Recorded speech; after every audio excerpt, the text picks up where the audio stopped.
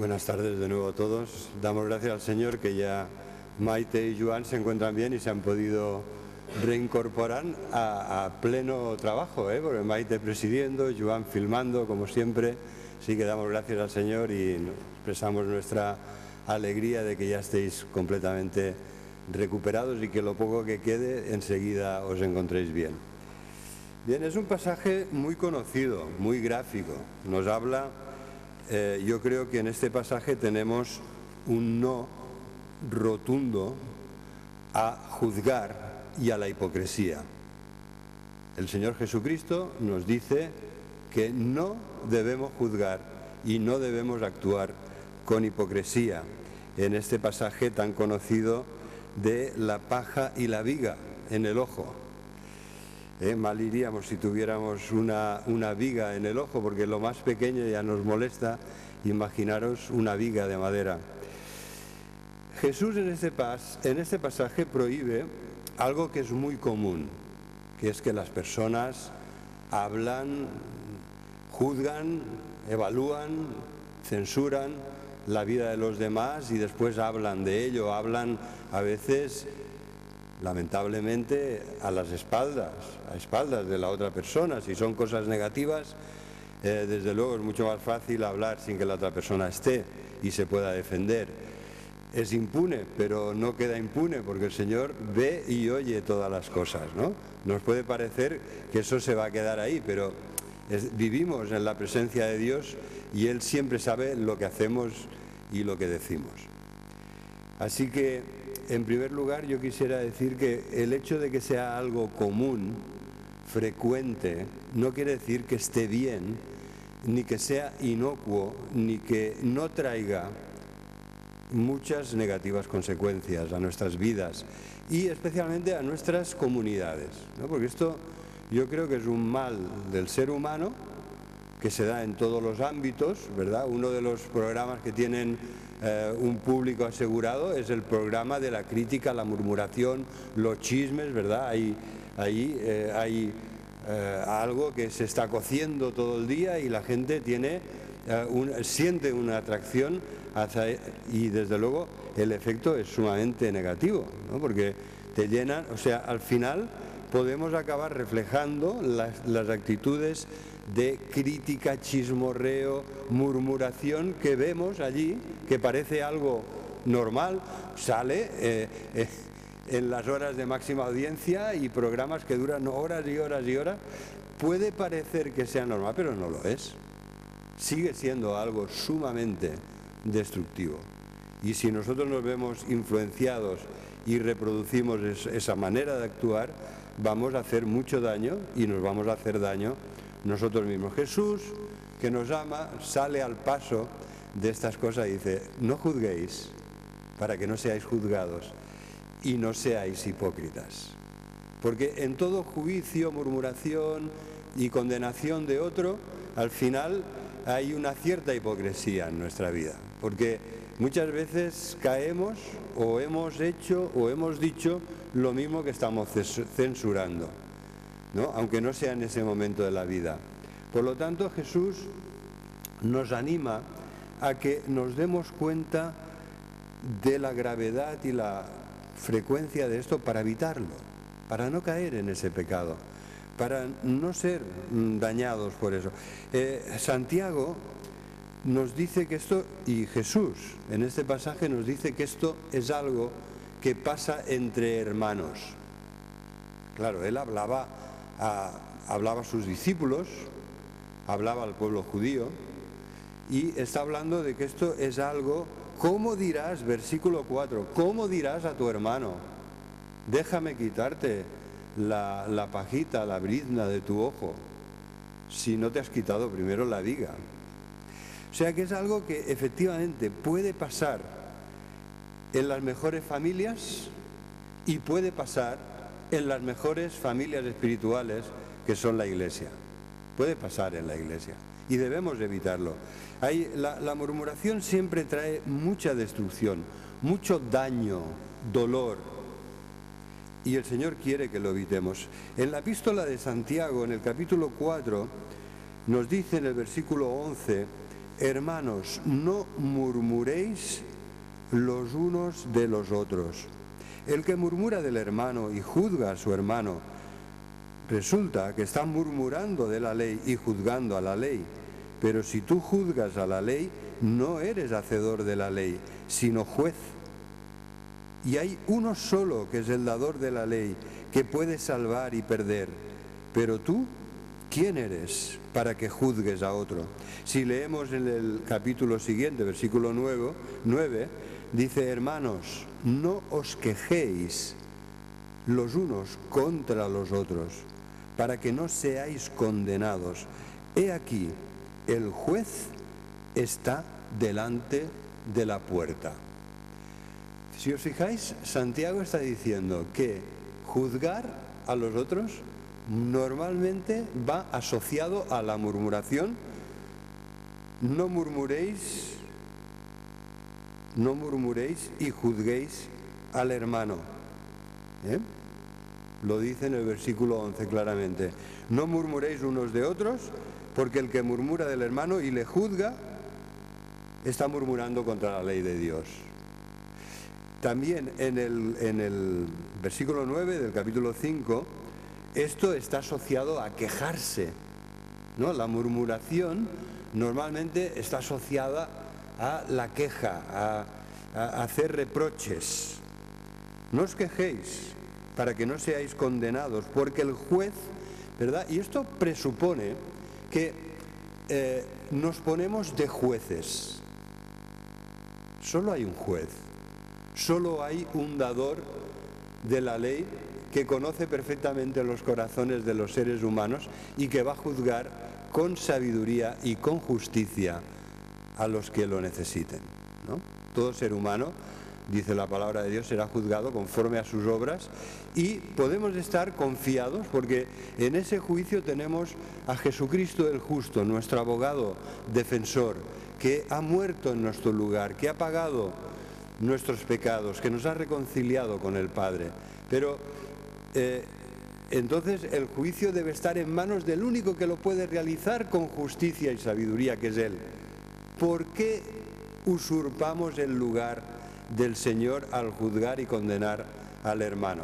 ¿Os acordáis de algún ejemplo de la Biblia en el que esto sucede? ¿De alguien que se dedica a juzgar y condenar? Hay uno que es muy conocido de todos, la parábola del hijo pródigo. Resulta que la parábola del hijo pródigo, clarísimamente en el texto se nos dice que es algo que Jesús explica no por los hijos pródigos, sino por los hermanos mayores. Los judíos estaban actuando como los hermanos mayores.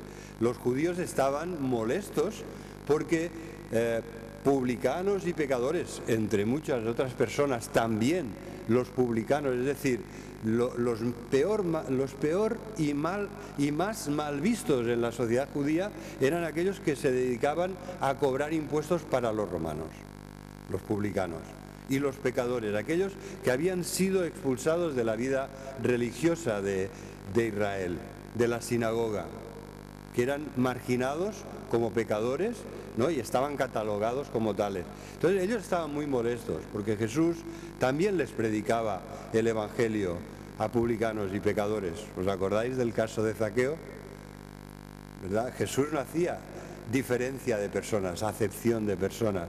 Él predicaba el Evangelio a todos, pobres y ricos, bien las personas con mejor reputación y las que tenían la peor reputación. Pero entonces analicemos por favor el papel del hermano mayor en esta parábola en la que Jesús dice: estáis actuando mal porque estáis actuando como el hermano mayor de esta historia. ¿A quién juzgó el hermano mayor? Pues juzgó a su hermano, al que consideró indigno de volver arrepentido a la casa de su padre, y sobre todo consideró que era totalmente inadecuado que se hiciera una fiesta de bienvenida en su honor. Se enfadó muchísimo, ¿no? Ni siquiera quiso entrar a esa fiesta que el padre, lleno de amor y de alegría, al ver que su hijo se había arrepentido y volvía a la casa del padre pidiendo perdón, ¿no? Le recibió con los brazos abiertos, corrió a su encuentro para abrazarlo y acogerlo. Entonces, yo creo que todavía hay más. ¿No juzgó también el hermano mayor al padre? ¿No consideró que su padre estaba actuando mal? Porque en vez de juzgar y condenar al hermano menor que volvía después de despilfarrar el patrimonio familiar, en vez de esto le acogía, le abrazaba, le dio las mejores ropas, le puso un anillo y organizó una fiesta de bienvenida? O sea que el hermano mayor está juzgando también, se pone en el papel de juez, juzga a los pecadores que se arrepienten y juzga al Dios que perdona, al Padre amoroso, que perdona a los pecadores que se arrepienten. Así que realmente imaginaros lo grave que es cuando nos ponemos, ¿no?, la toga de juez y nos sentamos a juzgar y condenar a los demás. Estamos usurpando un lugar que en ningún momento es el nuestro y podemos cometer gravísimos errores, porque nosotros no sabemos todas las cosas. No sabemos exactamente quién es el otro, qué ha hecho, por qué lo ha hecho, cuáles han sido sus motivaciones, cuáles eran sus propósitos. A veces se hacen barbaridades con buena intención y Dios puede reprender al que ha hecho una cosa que está mal, pero en todo momento tiene en mente y sabe perfectamente que lo ha hecho en ignorancia, con buena intención, ¿no? Y Él hará un juicio equilibrado, justo, sabio. Nosotros no, porque no podemos ver en el corazón de los demás para discernir intenciones, motivaciones y todo lo que no se ve. Mirad, la palabra de Dios nos dice: no juzguéis. Y no lo hagáis porque os convertiréis al final en unos hipócritas juzgando a los demás, ya que vosotros mismos vais a caer en alguna de las cosas que condenáis. Pero también la palabra de Dios nos anima a juzgar de una forma. Vamos a leer unas palabras de Jesús en el Evangelio de Juan, capítulo 7 y versículo 24. ¿Alguien podría leerlo, por favor? Juan 7, 24.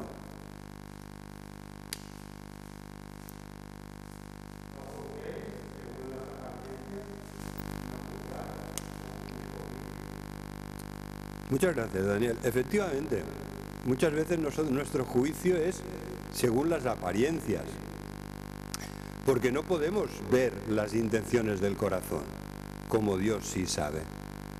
Entonces, lo que nos pide el Señor Jesús, al mismo tiempo que nos dice: no juzguéis, no condenéis, no murmuréis, no os quejéis contra el otro, nos dice: bueno, juzgad, pero no según las apariencias, sino con justo juicio.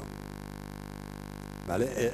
En ese sentido, cuando Pablo escribe a los hermanos de Corinto, les dice que si son personas espirituales, es decir, llenas del Espíritu Santo, y si tienen la mente de Cristo, ¿no?, que a través de la palabra de Dios y de la obra poderosa del Espíritu, la mente de Cristo ha sido formada en su interior, en su corazón, entonces ellos podrán juzgar todas las cosas. Pero hay esas condiciones. Tienes que ser espiritual, lleno del Espíritu, y tienes que tener la mente de Cristo. Es decir, tienes que juzgar, según te guíe el Espíritu Santo y según te dice la palabra de Dios que lo hagas, ¿no? Porque lo haces con la mente de Cristo. ¿Y quién ha inspirado las Sagradas Escrituras? El Señor Jesús, que es el Verbo de Dios, que es el profeta ¿no?, en su máxima expresión, el profeta al que todos debemos escuchar. Así que a veces la palabra juzgar en la Escritura es sinónimo de condenar, ¿no? Y pasamos fácilmente de juzgar, censurar y condenar, ¿no? Es como si hiciéramos un juicio mental y nosotros mismos somos el jurado y los jueces y todo, y decimos culpable, condenado. Y dice el Señor Jesús, esto no os corresponde en ningún momento a vosotros. Es obra de Dios y es Él el único que lo puede hacer, y Él lo va a hacer a través de Jesucristo, ¿no? El juez justo, el que va a juzgar a todo ser humano, habiendo sido hombre como nosotros y compadeciéndose de nuestras debilidades. Así que me gustaría que veamos 3 implicaciones que tiene el mandamiento del Señor Jesús de no juzgar y no ser hipócritas en nuestros juicios a los demás. Así que vamos a volver al texto de Mateo para analizarlo con la lupa un poco más detalladamente y darnos cuenta de que el Señor Jesús, perdón, a ver si lo consigo encontrar.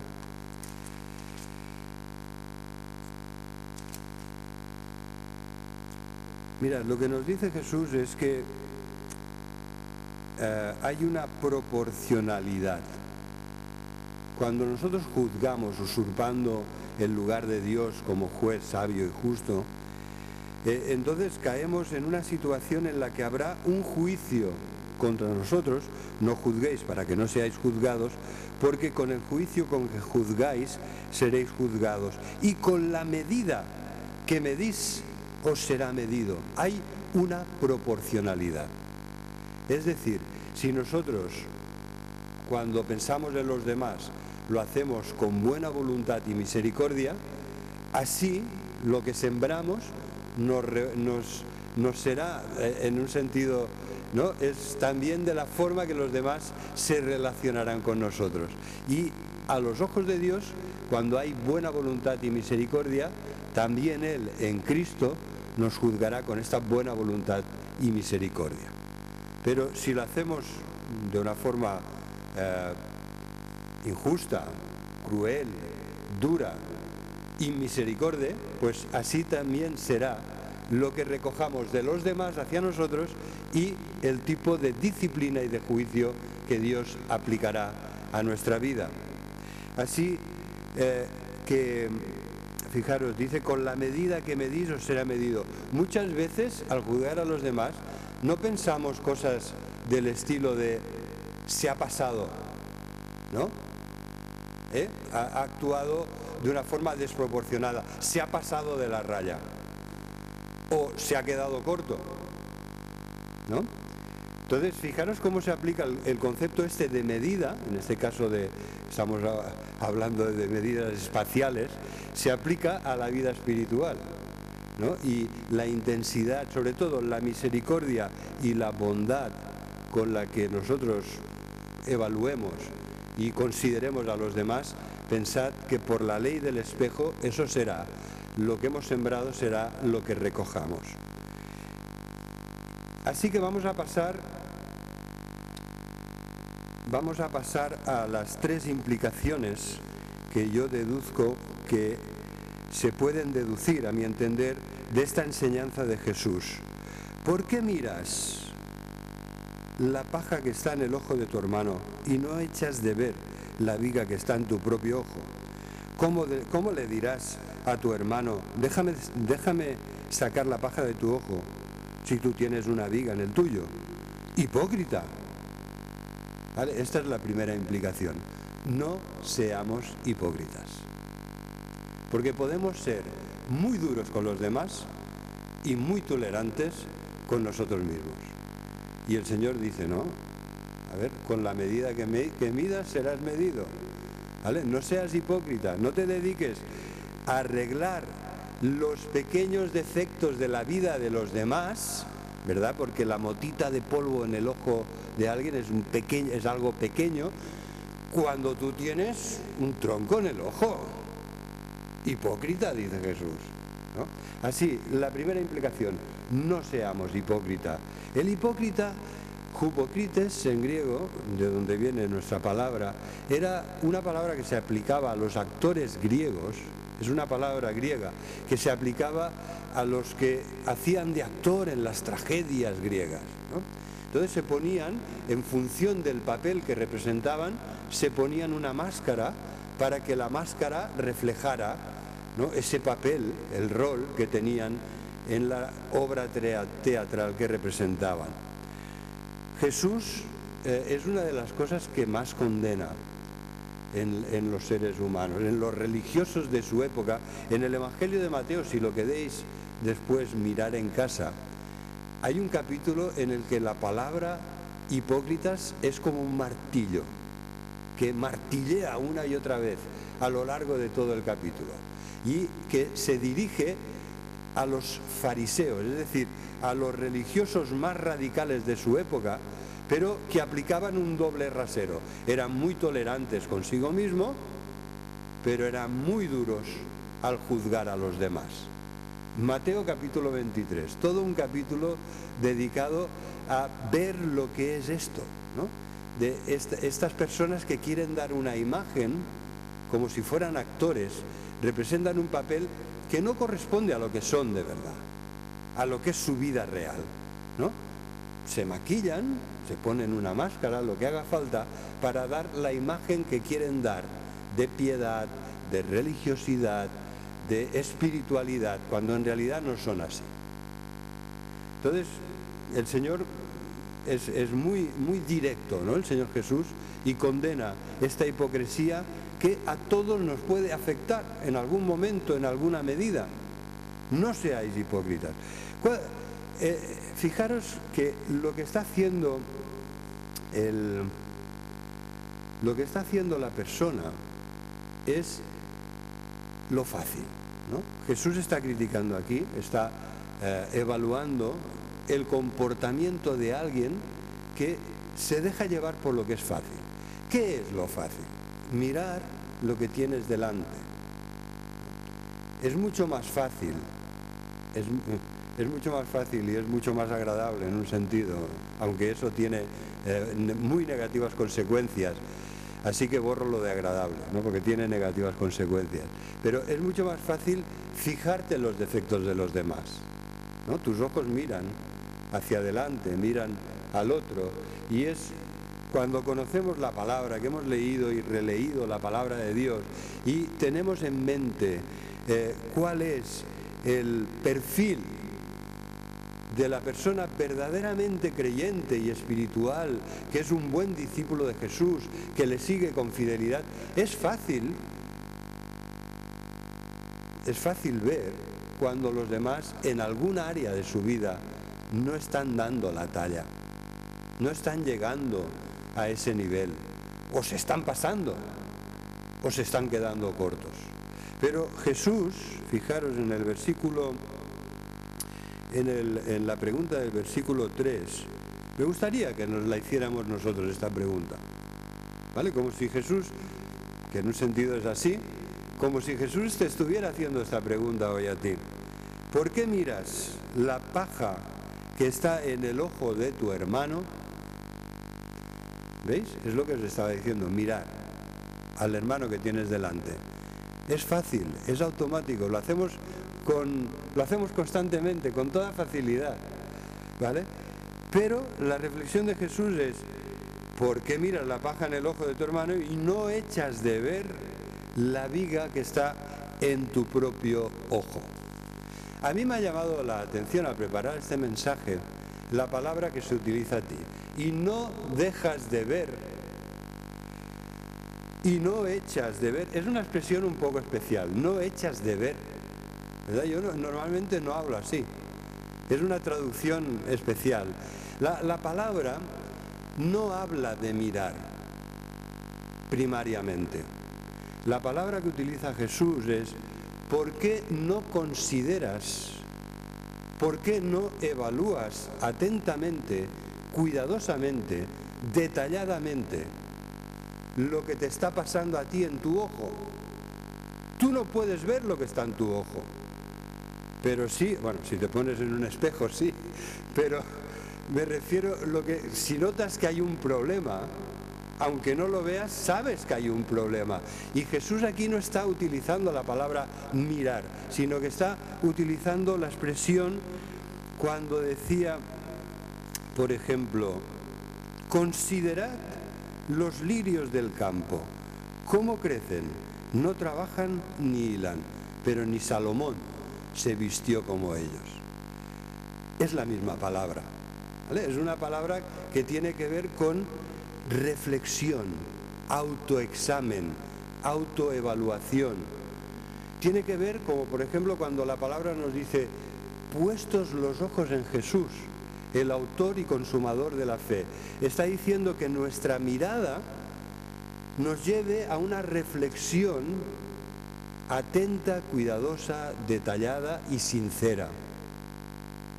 Entonces Jesús está diciendo, es muy fácil que mires a los demás, pero lo que yo te pido es que consideres lo que está mal en tu propia vida, que te evalúes tú mismo, que en vez de juzgar a los demás, te juzgues a ti mismo. Eso es lo que está diciendo Jesús. Júzgate a ti mismo.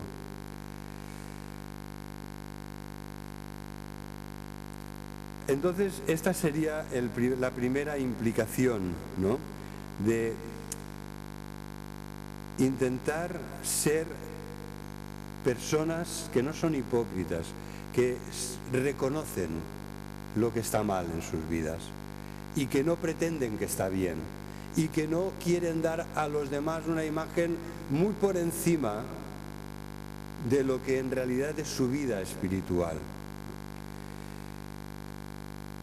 La segunda implicación es que debemos ser humildes y realistas. Está muy mal, hermanos, pero a veces lo hemos hecho y a veces nos pasa. Está muy mal proyectar nuestros defectos y nuestros errores en los demás. Hay personas a las que esto tiene que ver con psicología, tiene que ver con situaciones difíciles de superar, tiene que ver con la infancia, con necesidades y catalá mancanzas, ¿no?, con cosas que quizá no has tenido, o con cosas que no se te ha ayudado suficientemente. Pero lo cierto es que para muchas personas reconocer un fallo, un error, un defecto, es tan difícil que lo que hacen es proyectarlo en los demás. No soy yo el que me ha equivocado, eres tú.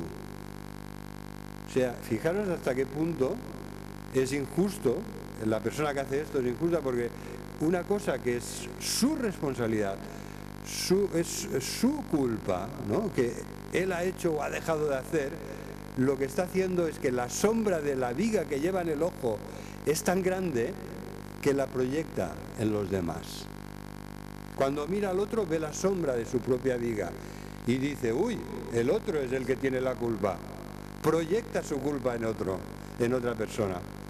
Esto es terrible porque, claro, es sumamente injusto que lo que hacemos mal nosotros lo juzguemos y lo condenemos en otros, si no lo han hecho, si no es responsabilidad suya. Pero además es sumamente negativo en el plano espiritual de nuestro propio desarrollo como hijos de Dios. Es sumamente negativo porque lo que no reconoces que está mal, no lo vas a arreglar. Cuando tú eres incapaz de reconocer tus defectos, tus fallos, tus errores, tus pecados, y lo que haces en realidad es caer en una especie de juicio parcial, interesado, tendencioso, malévolo y condenatorio del hermano, de aquellas cosas que son tu directa responsabilidad, no vas a arreglar, no vas a crecer espiritualmente, vas a quedarte estancado en esos pecados que no reconoces y que el Señor quiere que en primer lugar reconozcas, confieses, te arrepientas y pidas su ayuda. Te vas a quedar ahí estancado. Por esta razón, la primera implicación es que no seamos hipócritas y la segunda es que seamos humildes y realistas, para que cada cual pueda acudir al Señor en busca de la ayuda que necesita. Esto no quiere decir que nos desentendamos del hermano que tiene una brizna de algo en el ojo, una motita de polvo en el ojo. No nos debemos desentender del hermano. Pero lo que dice Jesús es, a ver, por favor, empieza por ti. Empieza por ti mismo. ¿Cómo vas a poder ver bien los defectos de los demás? ¿No? Ayudar a los demás, ver los problemas que puedan tener los demás. Si tú llevas en los ojos una cosa que te impide ver, que no ves más allá de tus narices. Entonces, nuestra prioridad debe ser mejorar nosotros primero, procurar la santidad, sin la cual nadie verá al Señor. Y el texto enfatiza, como os decía, que lo fácil, mirar al otro, no es lo correcto, que lo que nos pide Jesús es que nos miremos nosotros mismos primero y que corrijamos lo que está mal en nuestra vida primero. Barre primero tu casa antes de decirle a la vecina que barra la suya, ¿no? En este sentido es de pura lógica. Y esto nos lleva a la tercera implicación, ¿no? Que es juzgar y actuar con misericordia. Debemos mirar y tratar a los demás con la misma misericordia, gracia y perdón con el que Dios nos trata a nosotros. Es importante que lo hagamos así, porque esto es lo que edifica la Iglesia. Si en la Iglesia, en vez de amarnos y ayudarnos unos a otros con una actitud de misericordia y de perdón, nos dedicamos a mirar los defectos de los demás, a murmurar y quejarnos y criticar por detrás, o a tener una confrontación con esa persona para decirle, déjame que te corrija tus defectos cuando nosotros tenemos una viga así de grande. Lo que hacemos es destruir la armonía, la paz y la unidad de la Iglesia.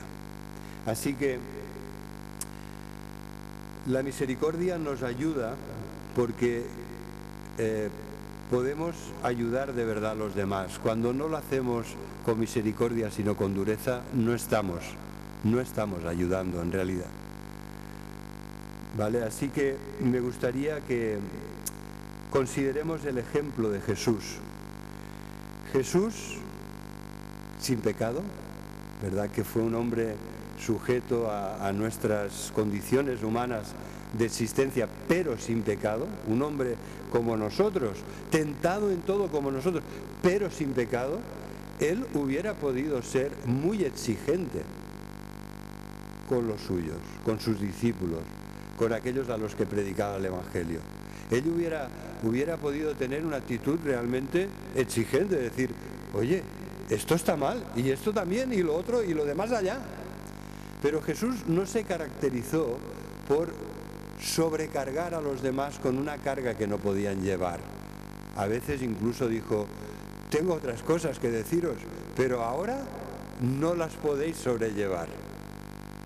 ¿Vale? Él era muy consciente de que la santidad es un camino largo y progresivo en el que Él va a ir abriendo nuestros ojos y va a ir cambiando, quitando lo malo de nuestra vida y cambiando las cosas que necesitan ser cambiadas, mejorando aspectos importantes, ¿no? Pero es algo progresivo, es algo que lleva toda una vida, ¿no? En un sentido, nuestra posición en Cristo es que somos salvos y somos santos en Él, pero la manifestación de esa santidad requiere toda una vida de esfuerzo en el Señor, de esforzarnos en la gracia, de dejar que Dios haga su obra en nosotros.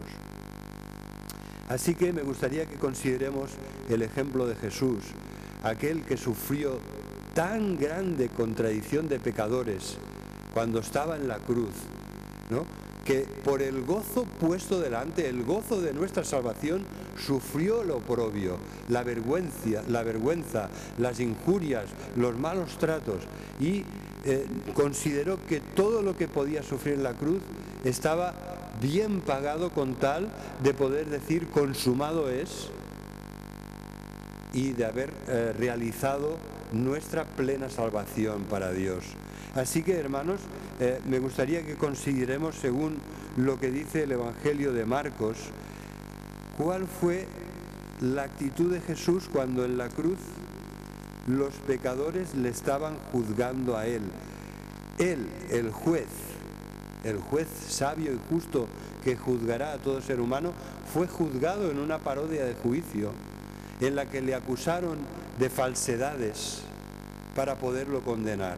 Y Pilato, que veía lo que estaba pasando, quiso salvarlo y aún así al final le compraron, le amenazaron, le presionaron y consiguieron que firmara la sentencia, la injusta sentencia de condenación a muerte, porque Jesús era muy consciente en la cruz de lo que estaba pasando. Cuando lo hubieron crucificado, dice Marcos, entonces crucificaron también con él a 2 ladrones, uno a su derecha y otro a su izquierda. Y los que pasaban le injuriaban, meneando la cabeza y diciendo: «Va, tú que derribas el templo de Dios y en 3 días lo reedificas, sálvate a ti mismo y desciende de la cruz». De esta manera, también los principales sacerdotes, escarneciendo a Jesús, se decían los unos a los otros, con los escribas: «A otros salvó, pero a sí mismo no se puede salvar. Y el Cristo, el Rey de Israel, si es el Cristo, el Rey de Israel, descienda ahora de la cruz para que veamos y creamos». Y también los que estaban crucificados con él le injuriaban. Hermanos, vemos al que tiene en sus manos el juicio, la salvación y la condenación, que él mismo tuvo que pasar por algo que para nosotros es tan grande que puede resultarnos inconcebible.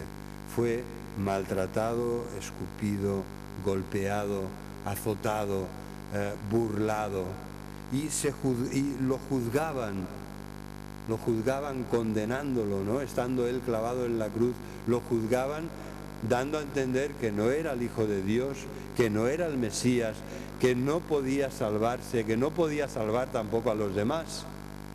Así que este es el ejemplo de juicio con amor y misericordia, porque ¿cuáles fueron las palabras de Jesucristo en la cruz? Que caiga, ¿no?, como las de los hijos de Zebedeo: «Señor, que caiga fuego del cielo y los consuma, que los parta un rayo», ¿no?, como yo he oído decir algunas veces a alguien enfadado. No, las palabras de Jesucristo justamente fueron las primeras: «Padre, perdónalos, porque no saben lo que hacen». Y hermanos, esta es la actitud que debemos tener nosotros. Padre, cuando vemos problemas en los demás, pecados, fallos, defectos del tipo que sea, cuando vemos malas palabras, mal comportamiento, acordémonos del ejemplo de Jesús, que cuando le maldecían en la cruz, él no devolvía maldición por maldición, que cuando le injuriaban, encomendaba su causa al que juzga justamente, y que las palabras que salieron de su boca fueron: «Padre, perdónalos, porque no saben lo que hacen». Dios nos ayude a que esta sea la actitud de misericordia que tengamos nosotros en la vida, porque más de un disgusto habréis tenido, más de una injusticia habréis sufrido, más de un pecado de otros te habrá afectado. Y en esos momentos es el momento de juzgar con misericordia y decir: «Padre, perdónalo o perdónala, perdónalos, porque no saben lo que hacen». Y seguir así el ejemplo de juicio misericordioso de Jesús, ofreciendo el perdón. Dios nos pide que tengamos la actitud que hubo en Cristo Jesús, de gracia y perdón hacia los que nos han ofendido. Y eso no es fácil, pero para Dios no hay nada imposible. Si nos encomendamos en sus manos, y ahora lo vamos a celebrar juntos, celebramos que hay perdón, que en Jesucristo hay redención y perdón, y que de la misma forma que Dios nos ha perdonado con mucha gracia y misericordia, así también debemos hacerlo nosotros, no juzgando y condenando, no siendo hipócritas, siendo humildes, siendo realistas y aplicando este amor compasivo a todas nuestras relaciones para que Dios quiera bendecirlas. Que el Señor os bendiga.